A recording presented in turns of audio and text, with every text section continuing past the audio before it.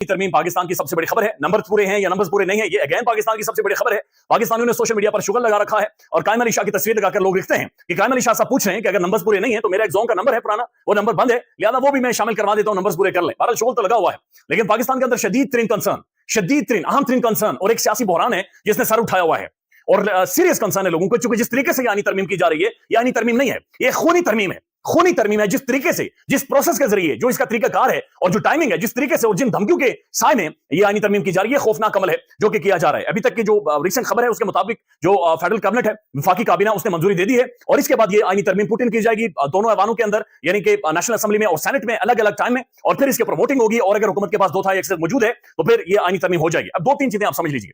पाकिस्तान की जो असेंबली है, चाहे नेशनल असेंबली हो या सेनेट हो, उनके हवाले से खबरें आ रही हैं कि एक तो असेंबली के बाहर भारी तादाद में पुलिस वहां पर मौजूद है, लॉ एनफोर्समेंट के लोग वहां पर मौजूद हैं। फिर जो कैमरामैन है, पीटीवी के कैमरामैन है जिन्होंने सब कुछ दिखाना है, उन कैमरामैन को हटा दिया गया, रिपोर्टेडली उन्हें हटा दिया गया है और उनकी जगह कोई बंदे खड़े हैं, जाहिर है वो भी कैमरामैन होंगे, लेकिन वो बंदे इस तरह से खड़े हैं, वो टेक्निकली इतने स्मार्ट हैं या इतने प्रोफेशनल कैमरामैन हैं कि शायद तहरीक इंसाफ के वो तमाम तर लोग जिन्होंने अपने जमीर बेचे हैं, जिन्होंने खुद को बेचा है, ये कोई मजबूर नहीं है। ये बात ध्यान में रखें कि ये कोई मजबूरी नहीं है, मजबूरी हो नहीं सकती। सबको पता था, हर बंदे को इल्म था कि क्या होने वाला है, हर बंदे को पता था कि चमड़ी उतारी जाएगी। 63 के फैसले के बाद बड़ा ऑब्वियस था, बड़ा क्लियर था कि मंडी लगनी है, अब दबाव आना है, प्रेशर आना है, फैमिलीज के ऊपर प्रेशर आना है, लिहाजा अब जो भी जाकर वोट डालेगा उसने रोकड़ा लिया है, उसने माल लिया है, उसने फॉरेन करेंसी के अंदर पैसे भिजवाए हैं, उसने डील की है, उसने एस्टेब्लिशमेंट के साथ जाकर हाई फाई किया, उसके गले लगा है और उसके बाद जाकर ये यहां पर आकर वोट डालेगा। लिहाजा ये बुनियादी तौर पर जो कैमरामैन है उनकी जगह को, कैमरामैन को जो रिप्लेस किया गया है वो इसलिए किया गया है ताकि जब तहरीक इंसाफ के जो बकरे या दुम्बे पार्लियामान के अंदर लाए जाएंगे, जमीर फरोश पार्लियामान के अंदर लाए जाएंगे, तो उस दौरान अगर वो किसी किस्म का एडवेंचर करते हैं या वाबिला करते हैं, रोला डाल देते हैं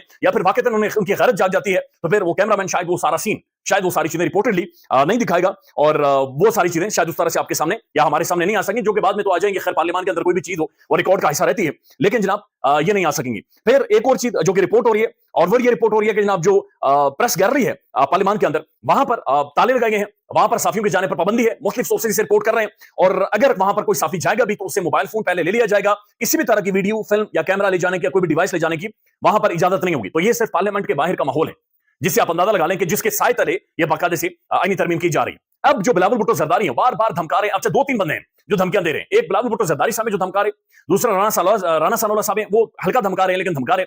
फिर तीसरे हैं जनाब फैसल बावड़ा। फैसल बावड़ा तो ऐसे लग रहा है जैसे वो अपने घर का कोई खेत है ना उनका, जिस तरीके से वो धमकियां देते हैं। और बिलावल भुट्टो साहब की धमकी, यानी बिलावल साहब ने तो यहां तक धमकाया है कि फिर हम दूसरा तरीका लेंगे और फिर जो फौजी अदालतें हैं वो वाला मामला भी हम शामिल करेंगे, फिर फौजी अदालतों वाली शिक भी हम शामिल करके, अगर मौलवी ना माना या मौलाना साहब ना माने या अगर मौलाना साहब पीटीआई को नहीं किसी चीज के ऊपर लेकर आते, खैर पीटीआई ना इनके लिए मैटर नहीं कर रहा, खासकर तौर पर बिलावल साहब के लिए मैटर नहीं कर रहा, लेकिन बिलावल साहब ने यह जरूर धमकाया कि अगर मौलाना साहब नहीं आते तो फिर नून लीग वाला मसवदा होगा और फिर उसके अंदर जो बुनियादी हुकूक है उनकी पामालियां, उनकी जड़ें उखाड़कर फेंक दी जाएंगी और जो फौजी अदालत वाली शिक है वो भी फिर इसी तरह से चलेगी और उसके ऊपर भी कोई मसला नहीं होगा। अब इसके ऊपर कुछ एक रिएक्शन है, मैं वो रिएक्शन भी चाह रहा हूं आपके सामने रखूं और फिर आपको बताता हूं कि जो तहरीक इंसाफ के 11 लोगों के नाम आ रहे हैं और ये 11 बड़ी प्रोमिनेंट शख्सियत हैं, लेकिन ये एंड टाइम पर आकर 11 बंदों की तो क्रिकेट टीम होती है, पूरी क्रिकेट टीम होती है। तो खान जिस टीम का कैप्टन था उसके 11 खिलाड़ी मैच ही फिक्स कर गए, गेम ही फिक्स कर गए, वो भी आपके सामने रखते हैं।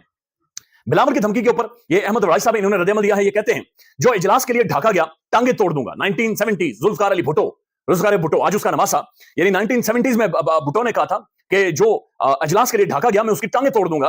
अपोजिशन ने वोट ना दिया तो ब्रूट मेजोरिटी, यानी जो मर्जी होगी मार धाड़ करके बंदे उठाकर हम ब्रूट मेजोरिटी से कानून बदलूंगा, लोटे लूंगा। लिबरल जमहूरी खानदान की 54 साल जद्दोजहद का ये खुलासा है जो कि खुलकर सामने आया है। अब इसके ऊपर एक सख्त रद्द-ए-अमल है। इसके ऊपर जासिम चट्ठा ये लिखते हैं, बिल्ला थले से बाहर आ गया है। बिलावल मौलाना को ये मैसेज दे रहे हैं, यानी धमकी के जरिए मैसेज दे रहे हैं कि अगर फौरी तौर पर तरमीम ना की गई, मुझे यानी बिलावल साहब को ये बेसिकली गारंटी है और ये लंदन प्लान का हिस्सा है और ये बाकायदा उस गारंटीज का एक हिस्सा है कि जहां पर ये बाकायदा बताया गया था पीपल्स पार्टी को कि आधे टाइम के लिए शहबाज साहब को मुल्क दिया जाएगा ठेके पर और फिर नया मिस्त्री लाया जाएगा, यानी बिलावल भुट्टो जरदारी साहब एक नए मिस्त्री के तौर पर आएंगे और आधा टाइम काम करेंगे, यानी 1.5-2.5 साल शहबाज साहब के और फिर उसके बाद का जो टाइम होगा वो नया मिस्त्री आएगा, बिलावल मिस्त्री, वो इस मिस्त्री मुल्क को ठीक करेगा और मुल्क को आगे लेकर जाएगा। ये लिखते हैं कि बिल्ला थाली से बाहर आ गया है। बिलावल मौलाना को ये मैसेज दे रहे हैं कि अगर फौरी तौर पर तरमीम ना की गई, मुझे वज़ीर आज़म ना बनाया गया, यानी ब्रैकेट में लिखा गया है, तो मुल्क में सिस्टम लपेट दिया जाएगा और टेक ओवर कर लिया जाएगा और ये धमकी बिलावल के जरिए कहीं और से पहुंचाई जा रही है कि हम टेक ओवर कर लेंगे। अंदाजा लगा ले फिर ये आही तरमीम नहीं है, ये बाकायदा से क्या है वो आपके सामने मौजूद है। अब जो तहरीक इंसाफ के जो बंदे हैं जो गायब हो गए हैं, इमरान खान के जो 11 शेर हैं, ये जो 11 शेर हैं जो गिदड़ बने हैं, लुमड़ियां बनी हैं, इन्होंने क्या किया है? अच्छा, ये ऑफिशियली अब तहरीक इंसाफ के बड़े क्लोज सोर्सेस, बड़े प्रोमिनेंट जर्नलिस्ट, पाकिस्तान का प्राइम टेलीविजन اور بڑے مستند صافی سے رپورٹ کر رہے ہیں. دو کہ اس کے اوپر ابھی بھی ابہام باقی ہے, یعنی آپ کچھ بھی کہہ سکتے ہیں اگر آپ, لیکن اب چونکہ نمبرز اور نام باہر آ رہے ہیں اور ناموں کے اوپر کوئی جواب نہیں آ رہا, تو یہ سمجھ لیں کہ شاید یہ کہیں نہ کہیں پر یہ بک گئے, یعنی یہ سودا ہو گیا ہے. 11 اراکین پی ٹی آئی قیادت سے رابطے میں نہیں ہیں, ان کے نام جناب سامنے آ گئے ہیں. ان 11 اراکین میں سے جناب 2 سینیٹرز ہیں اور 9 اراکین قومی اسمبلی ہیں. سینیٹرز کے تو نام خیر بریش گور نے بھی لیے ہیں اور ان کے ساتھ جناب ان کا کوئی رابطہ نہیں ہو رہا. اب جو قومی اسمبلی کے ممبرز ہیں, اب یہ صرف اندازہ لگا لیں, زین قریشی صاحب کا نام آ رہا ہے. زین قریشی صاحب شاہ محمود قریشی صاحب کے صاحبزادے ہیں اور شاہ محمود قریشی صاحب ایک مثال ہے جو ابھی تک برداشت کر رہے ہیں, جو ابھی تک نظام کے سامنے کھڑے ہیں. شاہ محمود قریشی ایک لیگیسی جس بندے کی موجود ہے, اس کے باوجود وہ بندہ کھڑا ہے اور وہ بندہ پریشر برداشت کر رہا ہے. لیکن زین قریشی صاحب, ان کی جو مہربان قریشی صاحب ہیں, انہوں نے ٹویٹ کیا کہ ان کے ساتھ ہمارا کسی بھی طرح کا رابطہ نہیں ہو پا رہا, شاید انہیں اغوا کر لیا گیا ہے, 3-4 دن پہلے غائب کر دیا گیا ہے. بہرحال ان کا نام آ رہا ہے. پھر Zahoor Qureshi, brigadier retired Aslam Ghumman. Brigadier صاحب نے بہرحال کہا تھا, بڑی تگڑی ویڈیو ان کی آئی تھی, پیغام بھی آیا تھا کہ میں کسی بھی طور پر نہیں ٹوٹوں گا, لیٹس سی, لیکن ان کا نام آ رہا ہے.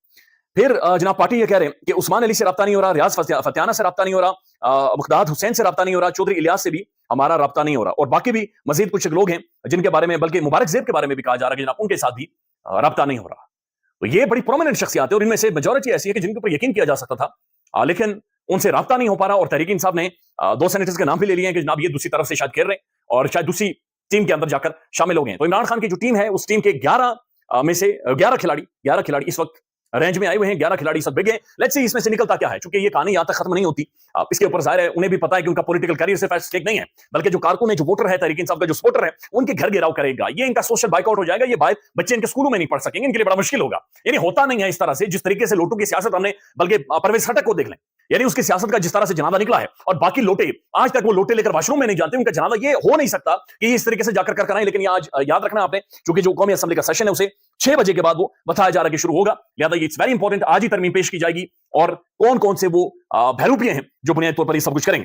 دوسری طرف جو میں دیکھ رہا تھا, عیسیٰ نقوی صاحب کو ایک انٹرویو دیا ہے صاحبزادہ حامد صاحب نے. اب وہ جو انٹرویو میں بات چیت کر رہے ہیں, یہ انتہائی, یا تو اسے آپ دلیری کہیں یا اسے آپ غیر معمولی واقعہ عمران خان کو کہیں, اس کے علاوہ آپ کچھ نہیں کہہ سکتے. اور شرم آنی چاہیے اسے, جو تحریک انصاف کا لیڈر ہے اور خود کو مجبور کہتا ہے. وہ کہتے ہیں کہ عمران خان کی داڑھی مجھ سے زیادہ بڑی ہے. اب صاحبزادہ حامد رضا صاحب کی اچھی خاصی داڑھی ہے, یعنی اس کے اندر کنگھی ہو سکتی ہے, یہ اچھی خاصی ماشاءاللہ ان کی داڑھی ہے اور بڑی پرنور ان کی داڑھی ہے, اس کے اندر کنگھی ہو سکتی ہے. اور میں خود کلین شیو کرتا ہوں, میں اس سے پہلے بھی ویڈیو میں منشن کر چکا ہوں کہ تھوڑی سی 2 دن داڑھی بڑھ جائے تو اس کے بعد مینٹلی بندہ بڑا ڈسٹرب رہتا ہے اور اچھی خاصی پریشانی رہتی ہے. صاحبزادہ صاحب یہ کہتے ہیں کہ میں نے جب خان سے پوچھا تو خان نے کہا کہ مجھے ٹھیک ٹھاک مینٹل ٹارچر انہوں نے کیا ہے اور 22.5 گھنٹے مجھے کسی بندے تک ایکسس نہیں ہوتی. یعنی 22.5 گھنٹے وہ کہتے ہیں میں بالکل تنہا رہتا ہوں, بالکل تنہائی میں, اور اس کے بعد شاید کوئی وہاں پر گزرنے والا کوئی ہیلو ہائی کر دے تو کر دے. 22.5 گھنٹے کوئی بات نہیں. انہوں نے کہا کہ کھانا اتنا خراب دیا گیا کہ 2 دن مجھے الٹیاں ہوتی رہی, وامٹنگ ہوتی رہی, میرے معدے میں شدید ترین جلن ہوتی رہی. اس کے بعد میں نے اپنا کھانا خود ہی کم کر دیا تاکہ جلن کم ہو. پھر وہ یہ کہتے ہیں کہ جناب انہوں نے کہا کہ یہ ساری چیزیں ہیں. اور پھر انہوں نے کہا کہ میں نے جب خان کو بتایا کہ علیمہ خان اور عظمیٰ خان گرفتار ہو گئی ہیں, تو عمران خان کا پہلا ریئیکشن تھا واٹ میری بہنیں علیمہ خان اور عظمیٰ خان کیوں گرفتار کیا انہوں نے. وہ کہتے ہیں پھر میں نے انہیں بتایا کہ اس دن 3 اکتوبر والے دن, یعنی وہ احتجاج کے دوران ہی انہیں ڈی چوک سے اٹھا لیا گیا تھا اور اس وقت منظر سے مکمل طور پر غائب ہے. یعنی خان کو اس دوران 2 ہفتوں کے بارے میں زیرو معلومات ہے, زیرو انفارمیشن عمران خان کے پاس موجود تھی کہ کے پی کیا اس کے اوپر ریجز نے دھوا بولا, گنڈا پور نے دھواں مارا, کارکنوں نے شل کھائے, 1000 2000 2500 بندہ گرفتار ہوا ہے. اسلام آباد بالکل لوگوں نے بند کر دیا تھا, پولیس دھکیل دیا تھا پولیس کو, پولیس بھاگ نکلی تھی, محسن نقوی کی نیند غائب ہو گئی تھی. یہ سب کچھ پھر مولانا صاحب کے ساتھ جو چیزیں چل رہی ہیں اس بارے میں عمران خان صاحب کو کچھ پتا, ایون یہ بھی نہیں پتا تھا کہ انتظار پنچوتا صاحب انہیں بھی غائب کر دیا گیا ہے. تو خان نے کہا کہ مجھے ان معلومات کے بارے میں کچھ بھی پتا نہیں ہے کہ جو سب کچھ ہوا ہے. تو یہ ساری چیزیں ہیں جو کہ عمران خان کے حوالے سے ہیں. تو عمران خان انسان ہے, جیل کے اندر موجود ہے, کھڑا ہے, لیکن یہ جو 11-12 کے نام آ رہے ہیں یہ ٹیریبل ہے. یعنی میں بہت سارے لوگوں کے سوشل میڈیا کے اوپر کمنٹ دیکھ رہا تھا اور بہت سارے بات چیت ہو رہی تھی, وہ کہہ رہے ہیں ہماری سر پھٹ رہے ہیں. اس حوالے سے آپ کو اپڈیٹ کریں گے. خیال رکھیے گا. اللہ حافظ.